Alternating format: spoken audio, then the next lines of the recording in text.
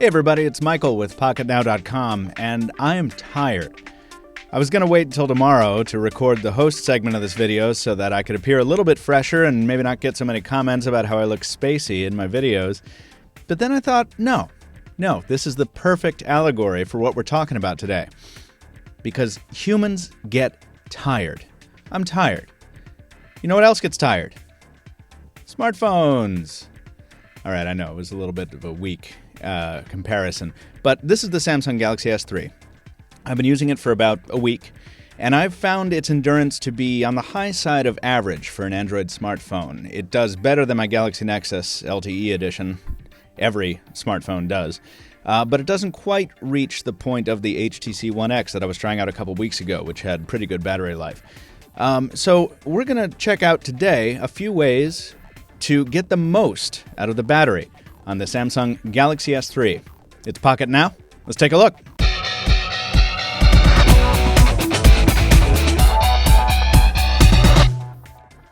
So there are certain steps that we've all become accustomed to taking when we really need to maximize every last second of battery life on our smartphones.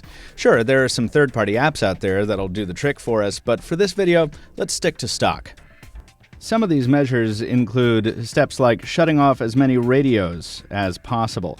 That includes things like Wi-Fi and Bluetooth and NFC and GPS. Some of these radios have more effect on the battery than others, but they all impact it somewhat. Other things are good to do, like checking your email polling interval to make sure that it's set to medium or long, and make sure that you're not automatically syncing in the background with a service you set up back in happier days when you had more power. Things like Facebook and G+ polling in the background can really demolish your battery. Another huge drain on your power reserves is the display. Now, the SGS3 uses an AMOLED panel, so it doesn't suck as much juice as an LCD with a backlight, but it's still bound to be the biggest energy hog on the phone.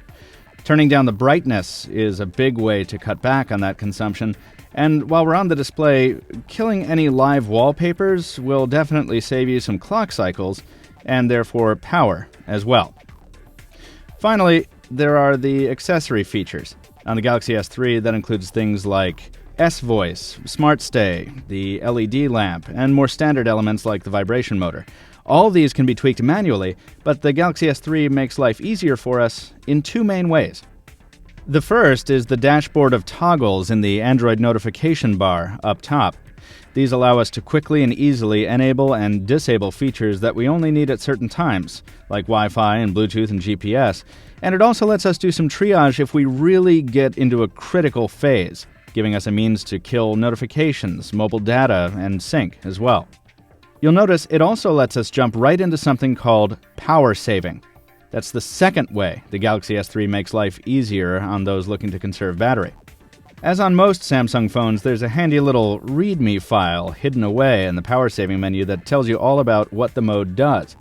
In brief, enabling power saving mode does four main things. It reduces the maximum clock speed of the CPU, which does slow down the device a bit, but it saves power and won't cripple you unless you try to play a graphically intense game or load a really heavy web page. It also reduces the frame rate and lowers the brightness on the display, switches your email and browser backgrounds to black to reduce the number of illuminated pixels on the AMOLED display, and it disables haptic feedback to stop the vibrate motor from wasting amp hours. To really get the most out of the device, you'll also want to hop into Settings and then Display and make sure Auto Adjust Screen Power is checked. And also that your brightness is set to a low level. Using Smart Stay is a good idea to keep the device paying attention to when you are and are not looking at it. If you're really trying to squeeze every second out of the phone, you can adjust the backlight on the capacitive keys down here to time out sooner as well. You can even go as far down as 1.5 seconds.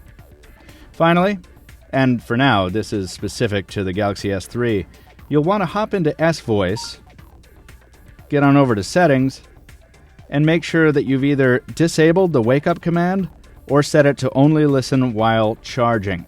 Samsung goes out of its way to tell you that S-Voice may drain the battery, so this is a step you don't want to miss. And if all else fails, there's always airplane mode. Turn it on, then turn it off periodically to check for messages, then turn it back on. It's the time-honored tradition of power-starved smartphone owners everywhere.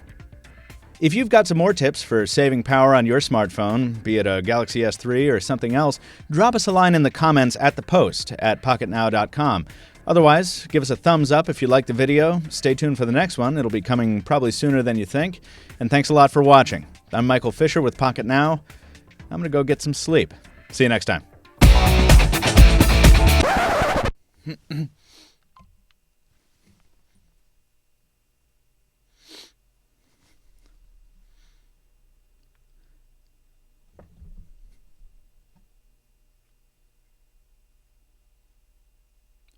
Hey everybody, it's Michael with Pocketnow.com. For now, let's keep the discussion to Sorry.